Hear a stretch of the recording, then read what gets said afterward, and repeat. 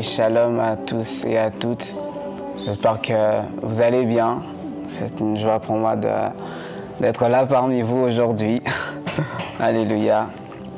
Avant de commencer, j'aimerais rendre gloire à notre Père, le Père de notre Seigneur Jésus-Christ, par qui nous sommes là aujourd'hui, qui a tout accompli.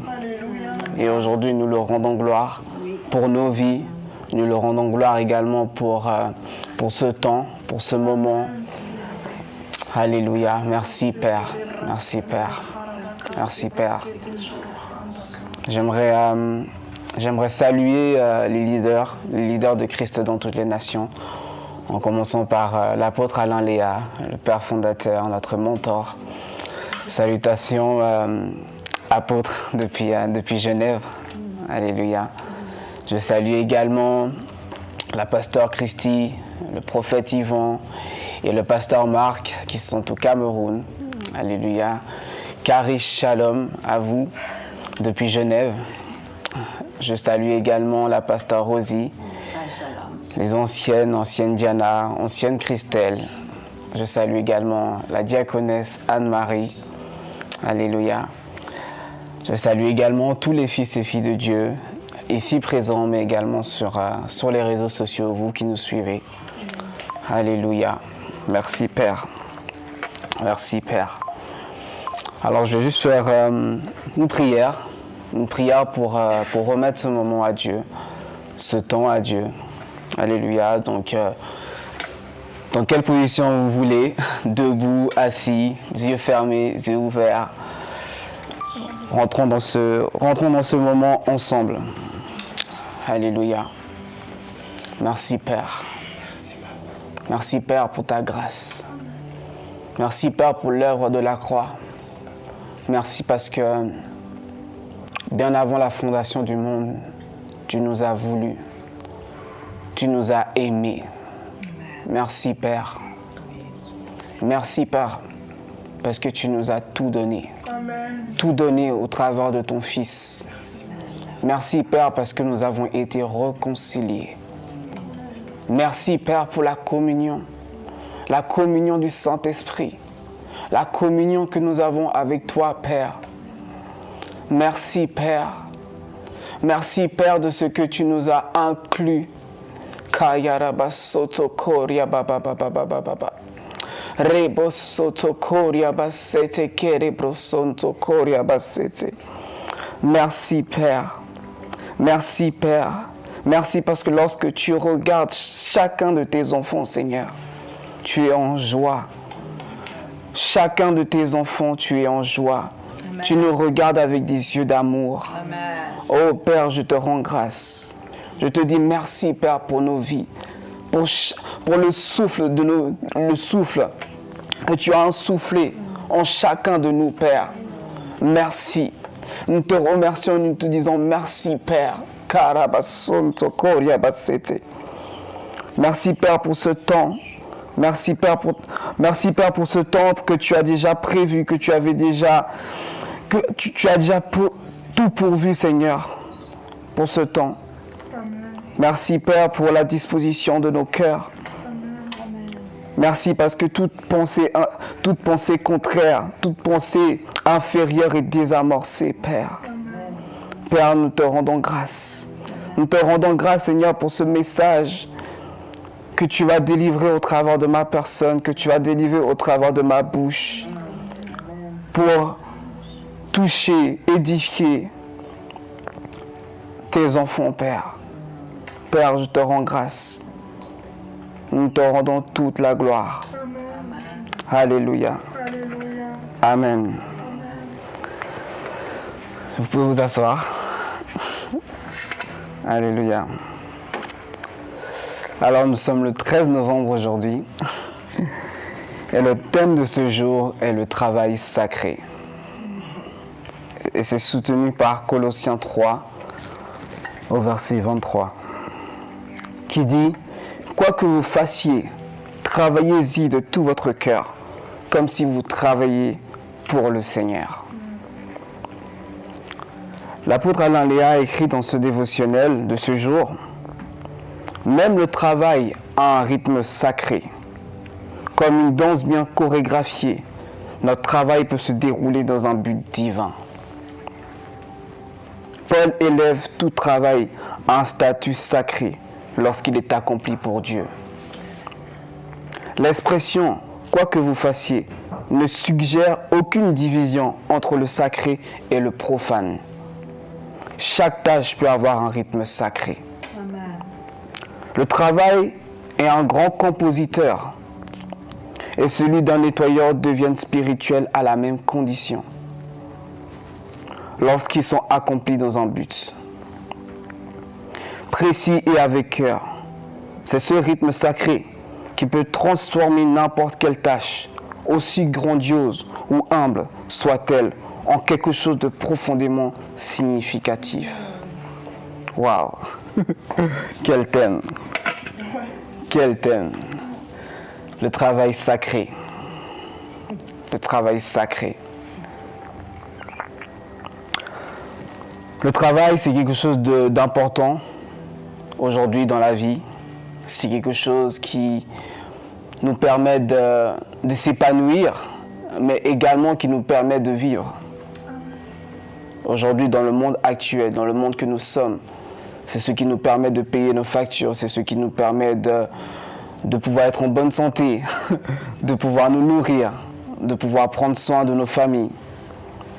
C'est quelque chose de très important. Quelque chose de très très important.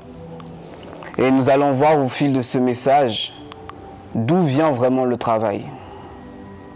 Et pourquoi le travail est quelque chose de sacré. Juste avant de commencer, j'aimerais qu'on puisse contextualiser le verset que nous venons de lire, le verset thématique de Colossiens 3 au verset 23. Donc alors, nous allons aller dans Colossiens 3 au verset 23. Je vais le prendre ici aussi. Voilà. On va faire un peu de lecture. Juste pour qu'on puisse comprendre en fait d'où est tiré ce verset et qu'est-ce que ça veut dire véritablement. Ok, nous allons lire à partir du verset 5. Il est dit, « Faites donc mourir les membres qui sont sur la terre, l'impudicité, l'impureté, les passions, les mauvais désirs, la cupidité qui est idolâtrie. C'est à cause de ces choses que la colère de Dieu vient sur les fils de rébellion. » Ok, on va sauter. On va lire à partir du verset 18. Qui dit, Femmes, soyez soumises à vos maris, comme il convient dans le Seigneur. Maris, aimez vos femmes et ne vous agressez pas contre elles. Enfants, obéissez en toutes choses à vos parents, car cela est agréable dans le Seigneur. Pères, n'irritez pas vos enfants de peur qu'ils ne se découragent.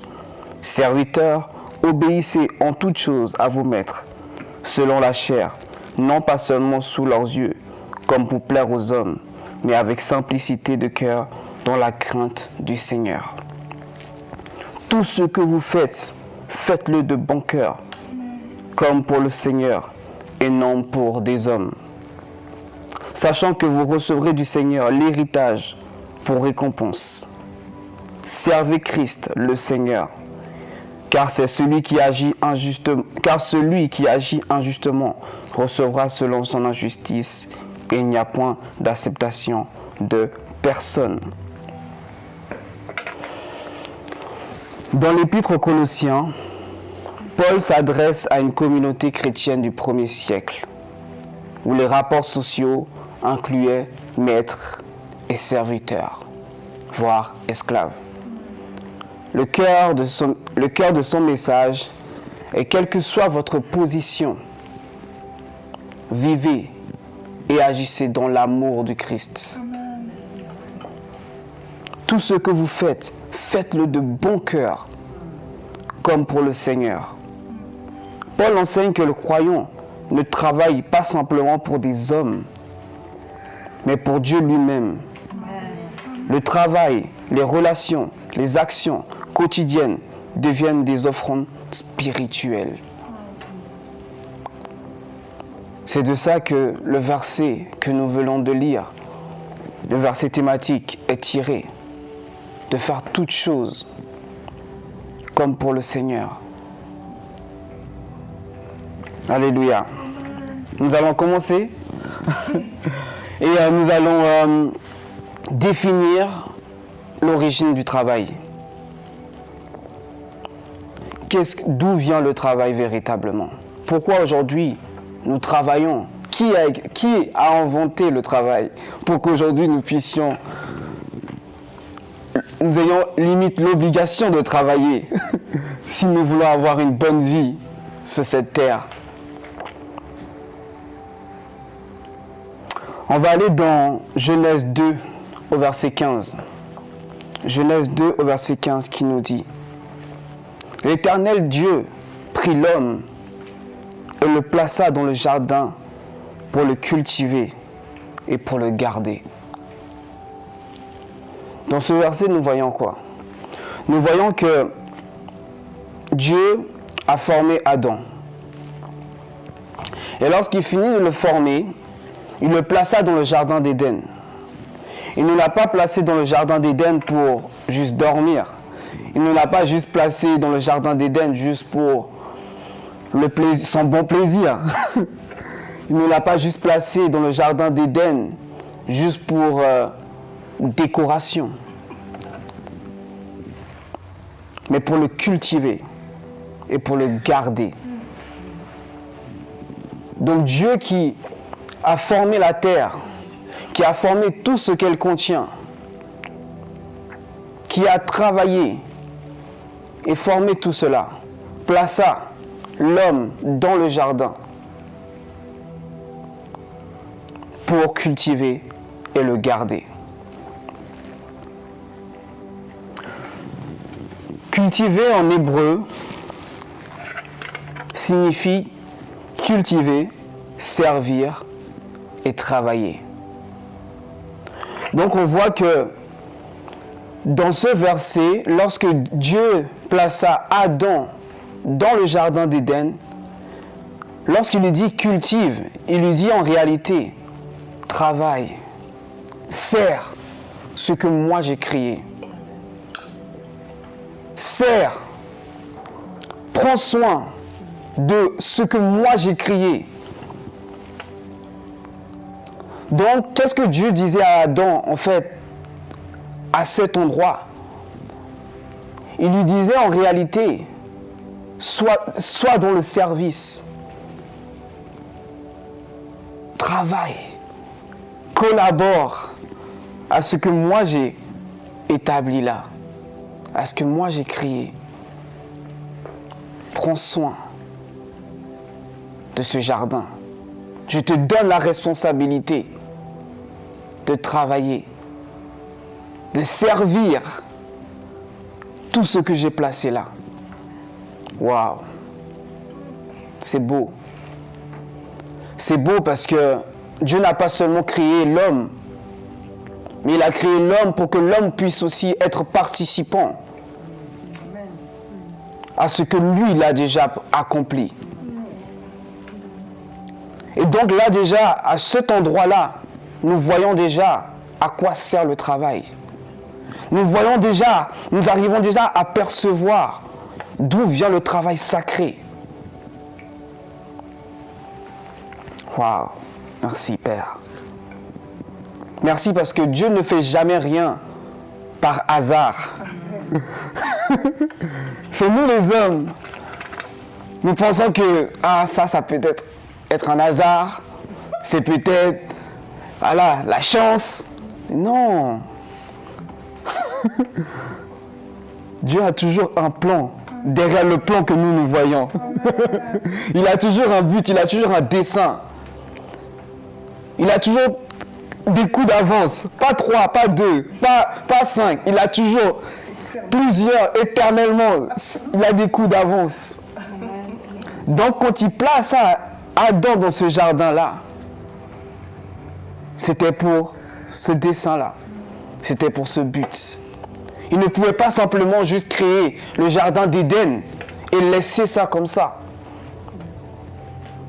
Il a placé l'homme en qui il a tout mis, en qui il a tout donné pour cultiver.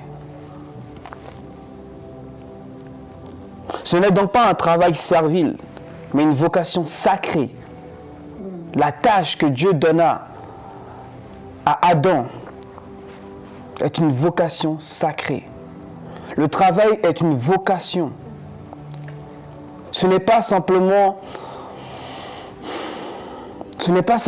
juste pour nous occuper.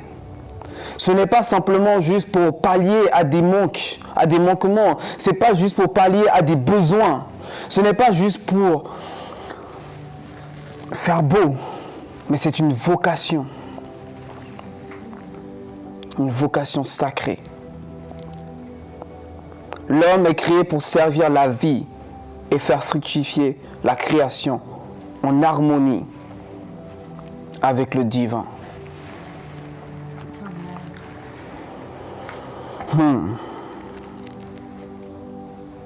Participer à l'œuvre créatrice de Dieu en prenant soin de ce qu'il a confié à l'humain. Alors on voit que, comme j'ai dit auparavant, que ce verset, le fait que Dieu donna l'ordre à Adam de travailler, ce n'est pas une punition. Pourquoi je dis ça aujourd'hui? Pourquoi je dis ça maintenant? J'utilise le mot punition. Parce que beaucoup peuvent penser que le fait de travailler est une corvée. Beaucoup peuvent penser que le fait de travailler, c'est inutile.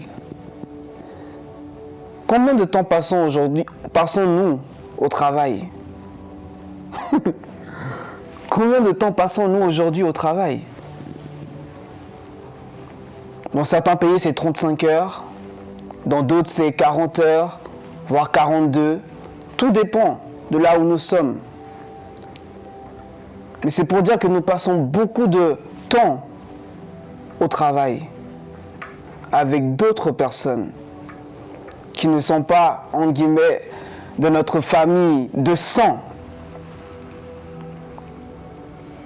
Et donc, la première chose, c'est que le travail n'est pas une punition, le travail n'est pas une corvée pour que nous puissions demeurer dans cette conscience que « je dois aller travailler aujourd'hui ». Non, c'est une vocation sacrée que Dieu nous a donnée.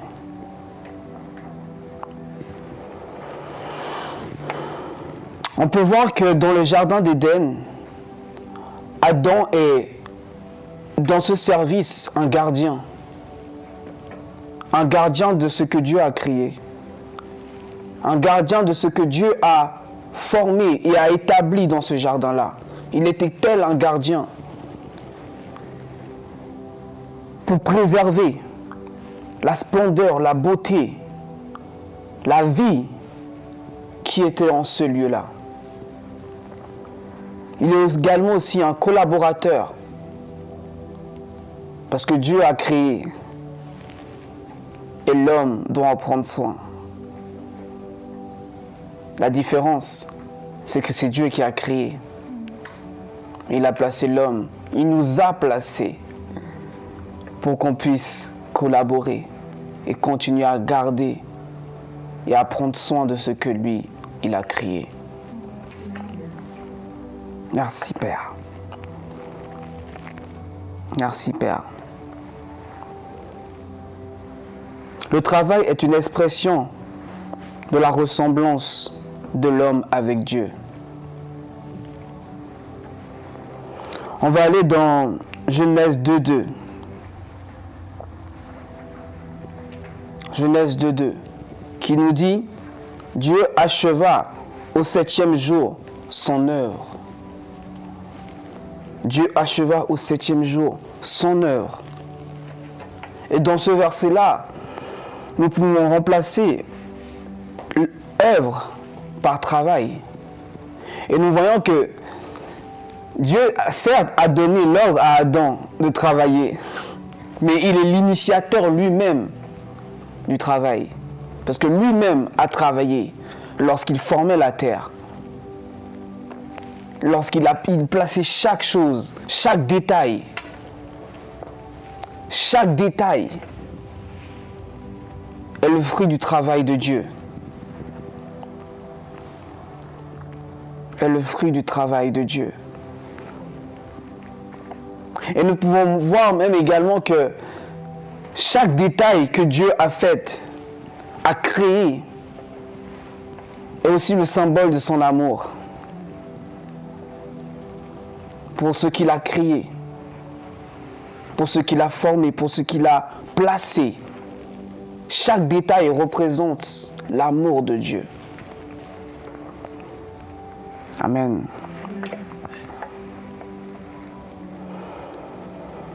Ainsi, travailler, c'est participer à la création continue de Dieu, à son ordre, à sa beauté et à sa fécondité. On va aller dans Genèse 3, Genèse 3 au verset 17 à 19, qui nous dit: le sol sera maudit à cause de toi. C'est à force de peine que tu en tireras ta nourriture. C'est à la sueur de ton visage que tu mangeras du pain. Ce verset est juste après la désobéissance de l'homme, d'Adam et d'Ève, lorsque Dieu leur donna l'ordre de ne pas manger le fruit défendu. Et ce verset, en fait, est la conséquence de leur désobéissance. Le fait d'avoir désobéi. Et regardons bien une chose, c'est que Dieu n'a pas maudit Adam et Ève. Il a dit le sol sera maudit. Et donc là, nous comprenons que ce n'est pas Adam et Ève qui ont été maudits, mais que c'est le sol qui est maudit. Le sol représente beaucoup de choses, mais on ne va pas rentrer dans tous ces détails. Et il est dit, c'est à force de peine que tu tireras ta nourriture. Donc ce qui était auparavant une grâce est devenu peine. Ce qui était avant un repos, une facilité, une joie, même une certaine paix en fait dans ce travail, est devenu quelque chose de compliqué du fait de la désobéissance de l'homme. Et nous voyons que ce qui était devenu une vocation sacrée est devenu une vocation qui peine, qui est difficile. En fait, c'est difficile. Quelque chose qui peine à donner de son fruit. Lorsqu'on travaille, on attend forcément que ce dont nous avons produit, ce que nous avons fait, puisse donner quelque chose. Puisse nous montrer que, oui, j'ai donné de mon énergie et ça a donné quelque chose. Oui, j'ai passé du temps, j'ai passé des jours, j'ai passé des semaines, j'ai passé des mois sur ce projet. J'attends que ça donne. J'attends que ça réponde.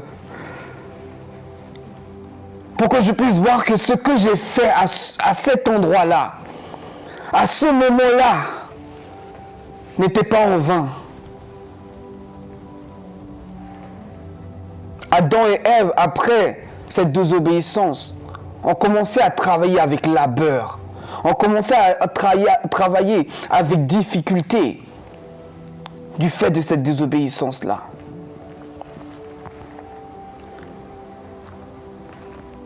Donc ce que nous devons comprendre à cet endroit-là vraiment, c'est que c'est le travail qui a shifté. Ce qui était devenu facile est devenu compliqué. Est devenu compliqué.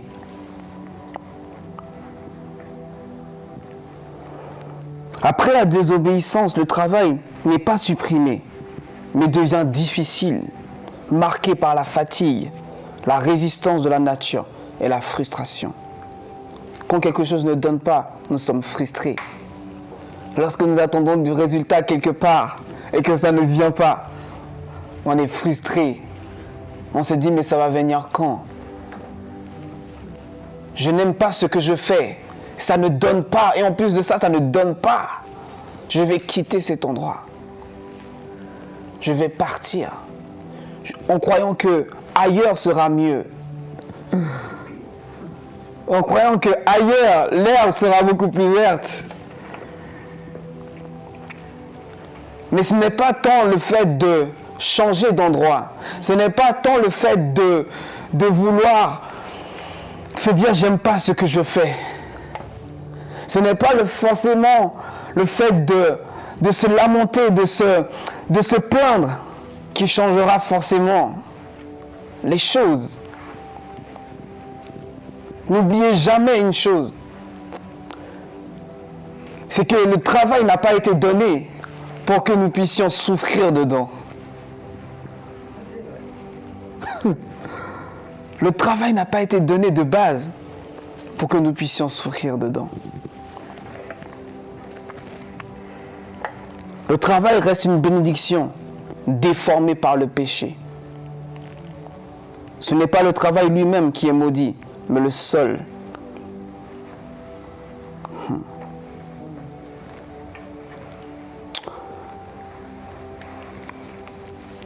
Et puis Jésus-Christ vient, notre Seigneur, notre Rédempteur. Il vient. Celui qui est venu et qui est venu rétablir toutes choses. On va aller dans... Donc là, on a vu d'où vient le travail.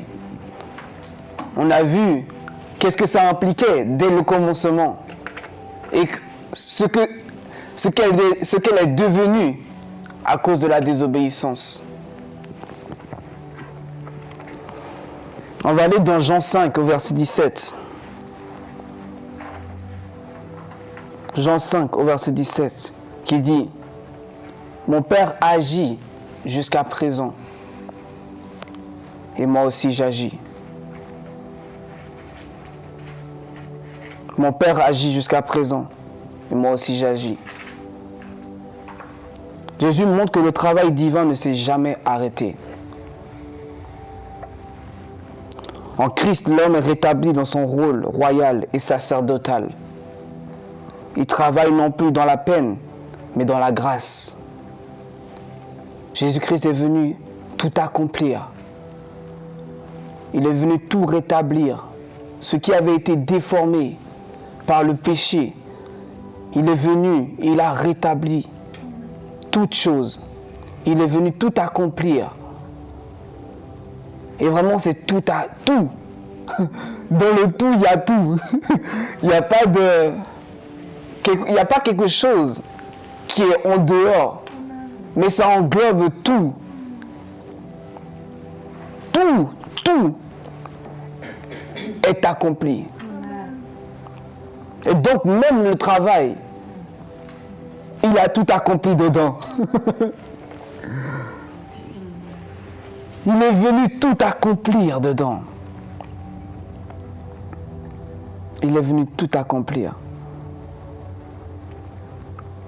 Waouh. Ok. On va aller dans Colossiens 1. Colossiens 1, au verset 15 à 21.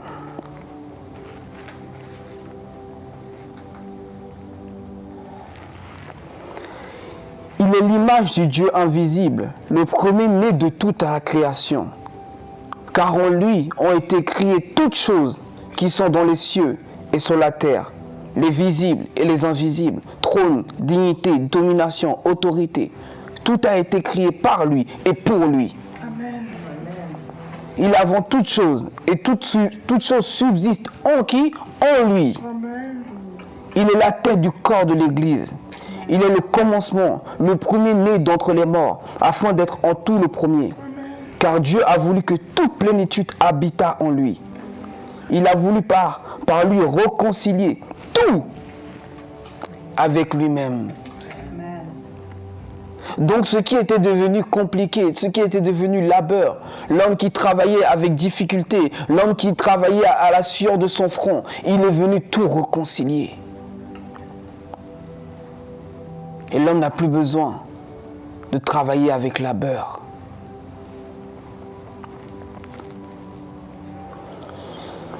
Il a voulu par lui réconcilier tout avec lui-même, tant ce qui est sur la terre que ce qui est dans les cieux. En faisant la paix par lui-même, par le sang de sa croix, il est venu quoi? Sanctifier.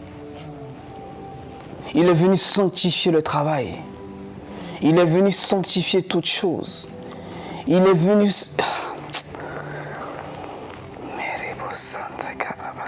Merci Père. Merci Père. Et maintenant, qu'est-ce qu'on voit dans le verset thématique? Dans Colossiens 3 au verset 23. Il dit tout ce que vous faites, faites-le de bon cœur, comme pour le Seigneur et non pour des hommes. Nous ne travaillons plus avec labeur, mais nous travaillons sous la grâce. Ça veut dire que toute chose que nous pouvons faire à partir de maintenant, dans notre conscience renouvelée, tout ce que nous pouvons faire, aussi minime qu'elle soit, c'est pourvu par la grâce. Nous le faisons comme si nous le faisions pour le Seigneur. En fait, dans cette petite tâche que nous pouvons penser qu'elle est insignifiante, dedans Dieu est avec toi. Tu n'es pas seul. Tu ne travailles pas seul. Tu ne réfléchis pas seul.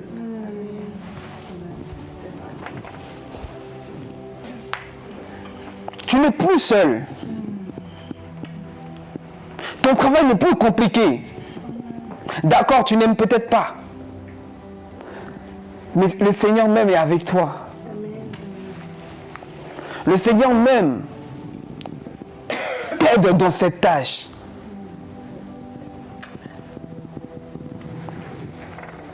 C'est ce que ça veut dire. Et en fait, qu'est-ce que ça montre aussi? Ça montre que le Seigneur est là. Mais si nous n'avons pas la conscience qu'il est là, pas forcément, nous allons agir hors de cette conscience-là, en pensant qu'il n'est pas là. Mais il est là. Et donc, qu'est-ce que ce verset nous dit? Le verset nous invite à prendre pleinement conscience que nous sommes un avec le Seigneur. Nous sommes un avec le Seigneur. Et nous travaillons avec lui, il travaille avec nous. Nous collaborons ensemble. N'oubliez jamais ça. Nous collaborons ensemble. Dans cette même création que lui-même a créée. Il a placé l'homme. Donc tout ce que nous pouvons faire aujourd'hui, dans cette conscience-là,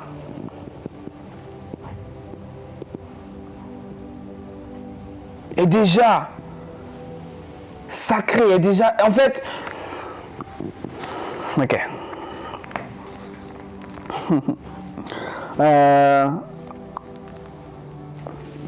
Je ne me souviens plus de la référence. Mais c'est l'apôtre Paul qui dit que nous sommes quoi? Le temple du Saint-Esprit. Nous sommes le temple du Saint-Esprit. Et en nous, Dieu a trouvé bon de vivre le Père, le Fils, le Saint-Esprit, la Trinité, a trouvé bon de vivre. Ça veut dire que tout ce que nous pouvons faire, tout ce que nous pouvons faire, tout ce que nous pouvons toucher, tout ce que nous pouvons créer d'une certaine manière,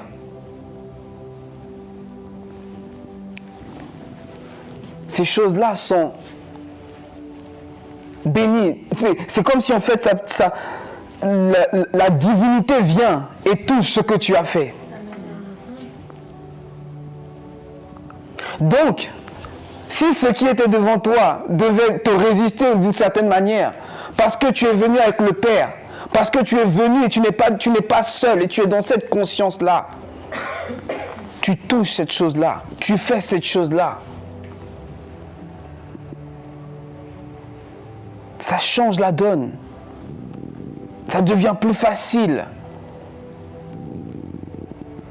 Ça devient plus facile.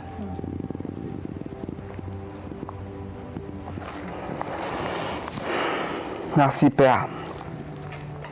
Merci Père. Le travail devient un acte d'adoration, un service spirituel, un temps sacré où le divin et sa création communient.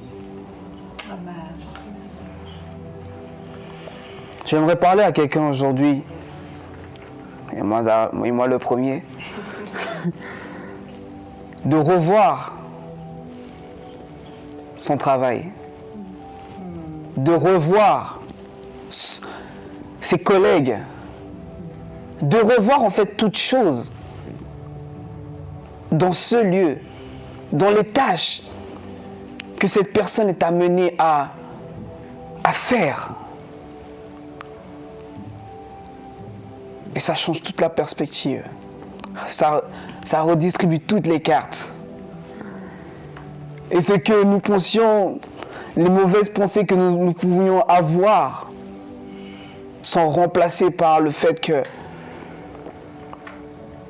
oui, Dieu est avec moi. Oui, tout ce que je fais est bon.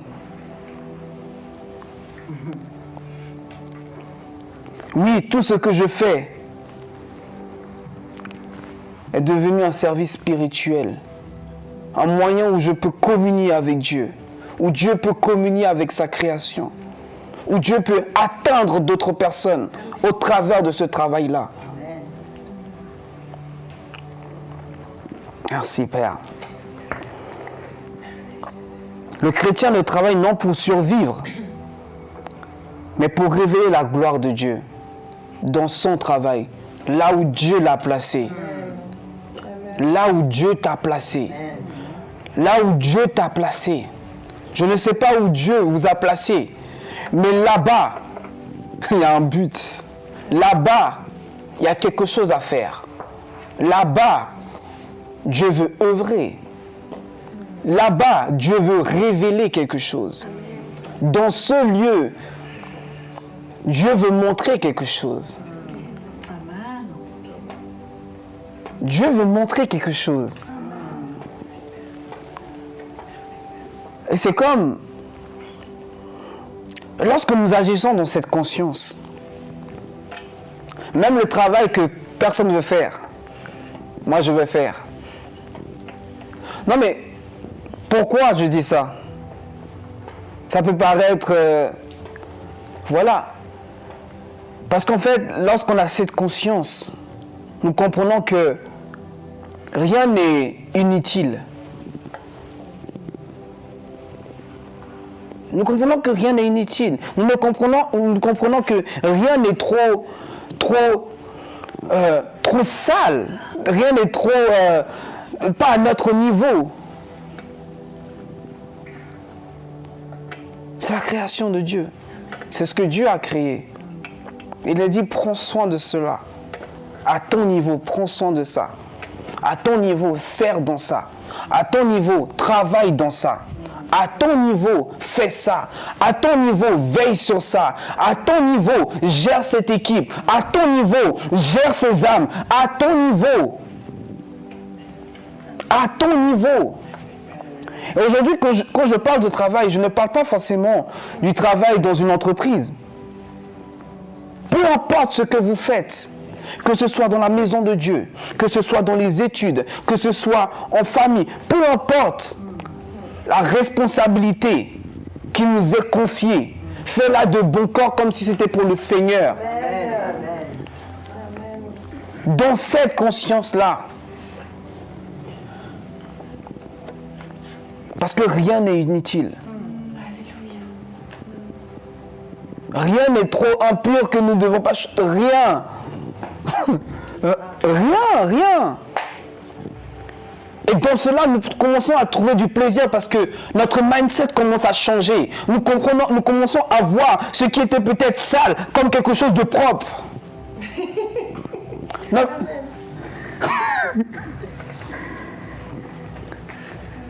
Mais parce que c'est ce qui doit être révélé derrière.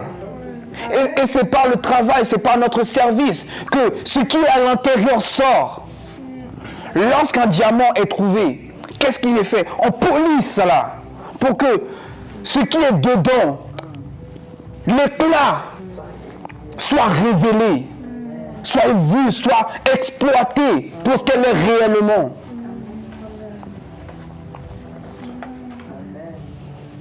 Et même, on peut, là je donne cet exemple-là, mais on peut parler de chacun d'entre nous, de notre évolution, dans le corps du Christ. Lorsqu'on dit que le Christ soit pleinement formé en toi, qu'est-ce que ça veut dire? Ça veut dire que ce don, ce trésor qui est à l'intérieur doit être poli afin d'être vu. Amen. Ça veut dire que ce même SDF qui est peut-être dehors, qui est sale, qui a la barbe, voilà, qui est méconnaissable, ces personnes que personne ne veut approcher. Il suffit juste de polir. Il suffit juste d'en prendre soin. Il suffit juste de montrer que ce n'est pas ton aspect qui va m'arrêter. Ce n'est pas ton aspect extérieur. Ce n'est pas ce que tu peux dégager de l'extérieur qui va m'arrêter. Parce que le but est beaucoup plus grand. Le but qu'il y a dans ta vie est beaucoup plus grand que ce que nous pouvons voir aujourd'hui. Amen. Le travail sacré, peu importe ce que vous pouvez faire dans la maison de Dieu, n'importe où, cela devient un travail sacré lorsque nous faisons dans cette conscience que nous sommes collaborateurs et que dans cela, nous avons une vocation qui est sacrée, une vocation de venir servir, une vocation de venir travailler, une vocation de venir révéler l'éclat, la gloire de Dieu.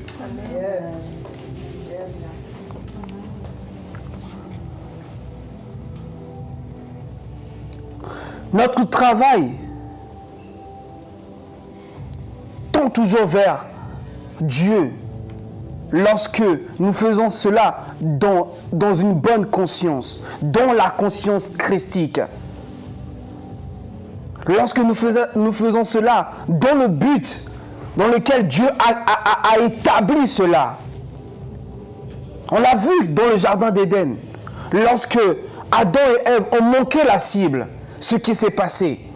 Mais aujourd'hui, Christ est venu rétablir toutes choses. Et ce n'est plus quelque chose de la base, mais c'est maintenant par la grâce qui est pourvue en Jésus-Christ. Qui est-on-nous?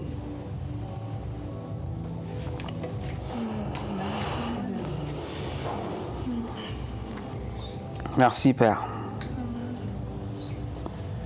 Donc ne pensez plus que nous devons travailler pour survivre. Ne pensez plus que nous devons travailler juste pour payer nos factures. Il y a un but beaucoup plus grand derrière cela.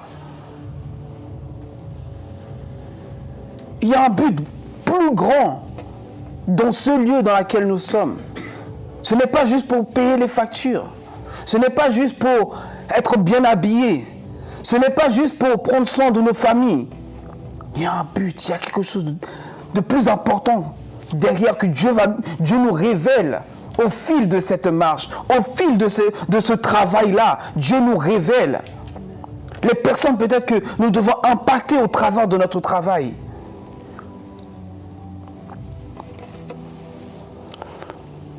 Merci, Père.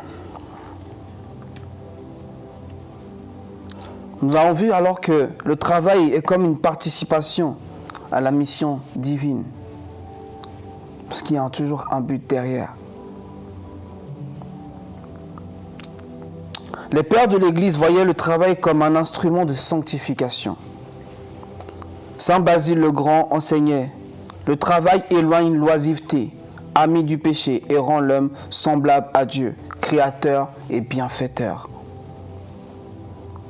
Irénée de Lyon affirmait « Par le travail, l'homme collabore à la gloire de Dieu, car il rend visible ce que Dieu a déposé en lui. »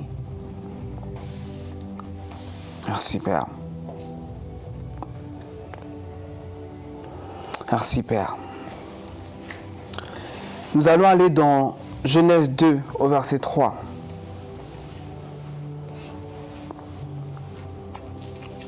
Dieu acheva au 7e jour son travail et il se reposa. Le travail n'a de sens que dans la lumière du repos de Dieu. Dieu a fait quoi? Il s'est reposé dans son œuvre. Et nous voyons que le travail n'a de sens que dans la lumière du repos de Dieu. Qu'est-ce que ça veut dire? Ça veut dire que nous n'avons plus à lutter. Nous n'avons plus à vouloir démontrer quelque chose. Mais juste à rendre grâce à Dieu. À rendre grâce à Dieu. Et demeurer dans ce repos. Demeurer dans ce repos. Demeurer dans ce repos. C'est-à-dire que dans ce travail, tout devient plus facile parce que vous avez votre confiance en Dieu. Amen. Votre confiance est reposée en lui. Parce que nous savons que c'est lui notre guide. C'est lui qui vient nous instruire, qui vient nous donner les bonnes stratégies dans ce lieu. C'est lui qui nous montre ce que nous devons faire. Ce n'est pas le contraire. Nous collaborons. Et dans cette collaboration, chacun a un rôle défini. Merci, Père. Merci, Père. Merci, Père. J'ai établi plusieurs points qui, en fait,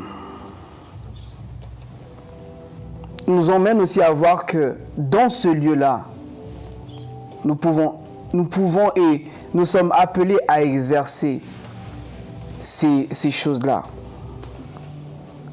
Dans notre travail, nous sommes appelés à servir pour le bien commun. Pour le bien commun. Le bien commun. Nous sommes appelés également à mettre aussi en action nos dons que nous avons en chacun d'entre nous. Nous avons des dons divers. Nous sommes tous uniques.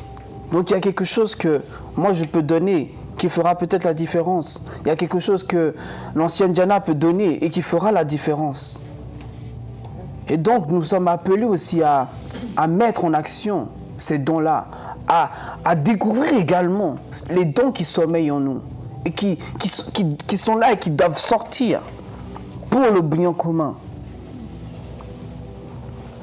Nous sommes appelés également à mettre en action nos capacités. À mettre en action nos capacités. Ce dans quoi nous sommes forts, où nous avons de la facilité. À mettre en action nos capacités. Mais également notre imagination sacrée. Notre imagination sacrée. L'imagination sacrée aujourd'hui dans le monde du travail, c'est important. Nous pouvons faire la différence par notre imagination sacrée. Dieu veut nous utiliser également dans ce milieu-là, au travers de notre imagination sacrée, de ce que nous pouvons apporter de plus mais également notre propre épanouissement. D'être épanoui dans ce que nous sommes appelés à faire. Épanoui dans ce que nous faisons en ces lieux-là. C'est important, le fait d'être épanoui, le fait d'être content, de se lever le matin et de dire oui, je vais travailler avec le Seigneur aujourd'hui dans ce lieu. Oui, je suis content d'aller travailler, je suis content d'être avec mes collègues, je suis content de pouvoir être dans ce lieu-là. Vous verrez moins le temps passer.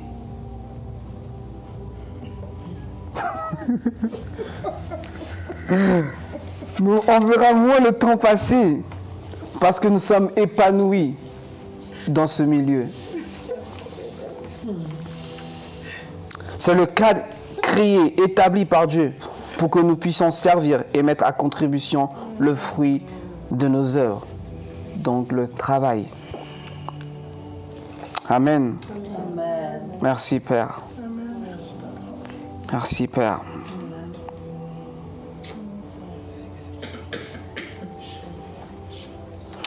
Il est important d'avoir toujours en mémoire la conscience de qui nous sommes véritablement en Christ. C'est important de ne pas perdre cela. Peu importe où nous sommes, d'avoir la conscience que nous sommes au fond de Dieu, d'avoir la conscience que nous sommes en communion avec Dieu, peu importe où nous sommes, où nous pouvons être, de cultiver vraiment cette conscience et de demeurer dedans. De ne pas se dire que parce que je suis au travail, je dois faire une différence. Pas parce que je suis à une fête, je dois faire une différence. Peu importe où nous sommes, que ce soit à l'église, peu importe où nous sommes, nous devons être qui nous sommes véritablement au sein de la Trinité. Amen. Et c'est par cette conscience-là que toute chose autour de nous commence aussi également à prendre forme. Les choses qui sont en nous commencent à produire du fruit. À produire du fruit. Parce que nous sommes dans cette conscience et nous demeurons dans cette conscience, nous agissons dans cette conscience, nous faisons tout à partir de cette conscience-là. Alors j'aimerais dire à quelqu'un de marcher dans cette conscience que le Père a tout accompli au travers de son Fils. Et qu'aujourd'hui, nous n'avons plus à lutter, nous n'avons plus à performer, mais à juste prendre conscience de la présence de Dieu partout où nous sommes et de communier dans ça, de connaître la direction, de connaître quelle est l'œuvre que nous devons accomplir en ce lieu-là.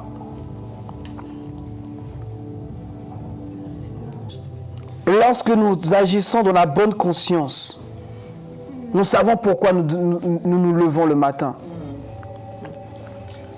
Nous savons pourquoi nous nous levons le matin. Nous savons qu'en ce jour, quelque chose d'extraordinaire va se faire. Nous savons qu'en ce jour, quelqu'un va être touché peut-être juste par ma présence. Nous savons que peut-être par le travail que j'ai pu accomplir, quelqu'un va voir peut-être quelque chose. Et au travers de ce travail-là, quelqu'un va peut-être être déchargé peut-être de la continuité de ce travail-là. Le fait d'avoir fait ce travail-là avec amour.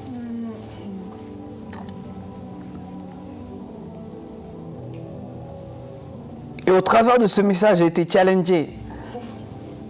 Parce que c'était tout ce que je n'étais pas. Par la grâce de Dieu, aujourd'hui, ça va beaucoup mieux. Et au travers de ce message, je vois également aussi... j'apprends beaucoup aussi. Et donc, c'est juste pour vous encourager que... Aimez ce que vous faites. Aimez ce que vous faites. Parce que le temps venu, le moment que Dieu aura voulu, il nous placera là où il faut. Il nous placera là où il faut. La vie est une continuité. La vie est une continuité et pas une stagnation. C'est pour nous les hommes que les choses sont longues. Mais le temps venu, le jour où Dieu a décidé, tout peut changer, tout peut shifter. Et vous vous retrouvez à une autre place. Vous vous retrouvez à un autre endroit. Vous retournez peut-être à quelque chose que vous aimiez plus. Mais il faille passer par là. Il faille passer par là. Pourquoi? Parce que dans ça, Dieu veut nous apprendre. Dieu veut nous éduquer. Dieu veut nous bâtir. Dieu veut nous faire prendre aussi de l'expérience pour justement arriver à la finalité de ce que Dieu a pour nous. Dieu ne nous placera jamais en haut de la montagne si nous ne sommes pas prêts à tenir sur cette montagne-là. Il faille gravir, il faille voir quelle est la difficulté de gravir, de devoir poser un pas après l'autre. Quelle est cette difficulté-là pour pouvoir savourer lorsque nous sommes en haut de la montagne. Et nous sommes ensemble. Ensemble. Ce combat-là, ce n'est pas individuel, mais c'est ensemble. Nous sommes une communauté pour se garder, pour se soutenir, pour s'encourager, de ne pas lâcher. Parce qu'au travers de ce que nous pouvons faire du bien à toute une communauté, à toute une nation. Alors, merci Père. Vous pouvez vous lever, nous allons prier ensemble. Merci Père. Père, nous te rendons grâce et nous te disons merci. Merci Père pour ce temps. Merci Père pour ce que tu nous as révélé au travers de ce message. Père, nous te disons merci pour les cœurs, Seigneur, que tu as guéris également, Seigneur, au travers de ce message. Merci Père de ce que tu nous as ramené, Seigneur, à cette conscience que nous devons faire toutes choses dans cette conscience que tu es toujours avec nous. Nous devons faire toutes choses, Seigneur, dans la conscience que nous n'avons plus à lutter, nous n'avons plus à performer, mais juste à demeurer dans la grâce et le repos de Dieu, là où tu nous as positionnés, Père. Père, nous avons vu qu'au travers de cette vocation sacrée, le fait de travailler, Seigneur, dans un lieu, peu importe que ce soit dans une entreprise ou que ce soit dans des études, Père, nous voyons que tout a un but, tout a un sens lorsque nous nous tournons vers toi, Père. Oh Père, nous te rendons grâce et nous te disons merci. Merci Père.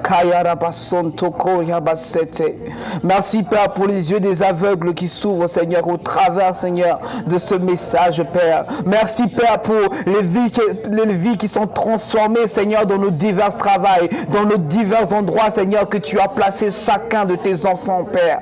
Père, nous te rendons grâce et nous te disons merci. Merci parce que nous savons que nous ne sommes pas seuls. Merci Père parce que nous savons que nous collaborons. Nous savons, Père, parce que nous savons que tu as déjà tout organisé, tout orchestré, tout placé, Père. La grâce est déjà pourvue dans les endroits que tu nous as positionnés. Père, nous te rendons grâce et nous te disons merci.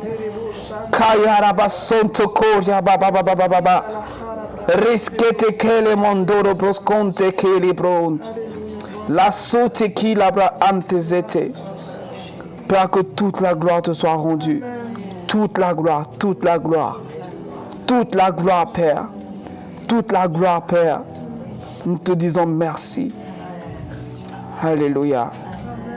Amen. Alléluia. Vous pouvez vous asseoir.